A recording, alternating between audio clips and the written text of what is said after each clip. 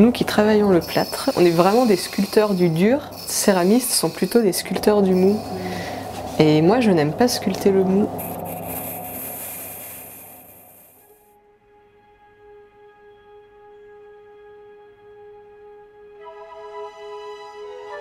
Je m'appelle Nadège Moussina, je suis sculpteur et j'utilise la porcelaine. Et donc ensuite... Mais non.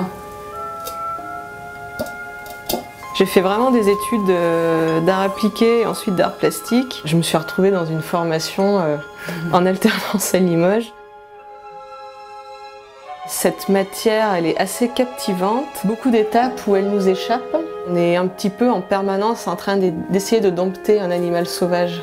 Quand la pâte est dans le moule, on n'a aucune idée de ce qu'il y a à l'intérieur du moule quand c'est dans le four. On est tributaire de ce qui se passe dans le four. C'est très très addictif et très excitant comme manière de travailler.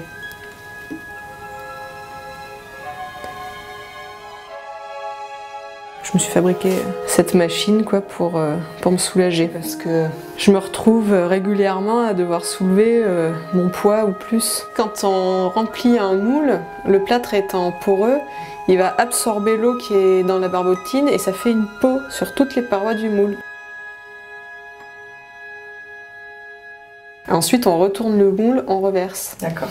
Donc il ne reste plus que la peau. Je travaille un vivant non identifiable. J'aime beaucoup ce dialogue, par exemple, qu'on peut trouver sur certaines fleurs qui sont très très très belles. Et en fait, cette beauté leur sert à attirer les insectes qui viennent mourir dessus par le poison. Et puis, j'ai toujours la notion de répétition qui est très très importante. Je commence vraiment par des petits croquis très répétitifs. Je recherche mes lignes sur les logiciels de dessin.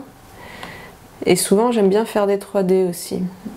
Je suis vraiment hyper exigeante dans tout, même sur mes moules. Enfin, il n'y a aucun moment où je contrôle pas, où je calcule pas ce que je fais.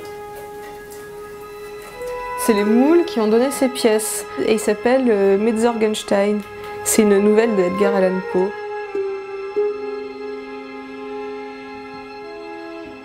Je m'amuse pas à verser des pâtes colorées n'importe comment. Je les mesure dans des verres doseurs. J'essaye de respecter une vitesse d'écoulement et je chronomètre. Sur cette pièce, par exemple, j'avais 3 moules et je voulais vraiment avoir la même chose sur chaque pièce. Face à face comme ça, les deux variations de couleurs sont exactement les mêmes. De même que fabriquer un moule, c'est se fabriquer un outil. En fin de compte, je sais pas si je fabrique plus des pièces ou si je fabrique des outils qui fabriquent des pièces.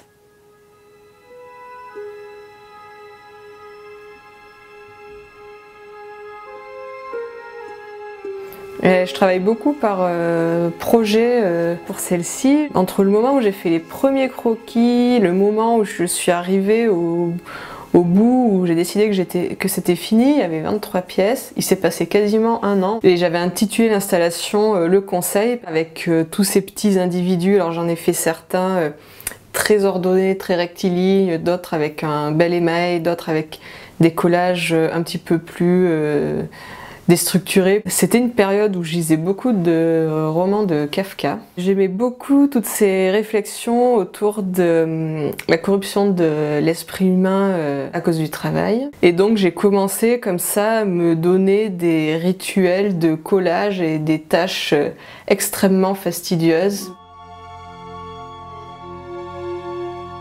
J'aime bien une phrase de Baudelaire qui dit que tout ce qui est beau est bizarre. J'aime bien que les pièces soient un petit peu angoissantes. Et j'aime aussi tout ce rapport au fait de figer le vivant. Tous mes processus sont très lents. C'est la perte de la notion du temps, donc de la fin, et donc cette recherche de l'infini et de l'éternel. Bon, bah merci. De rien.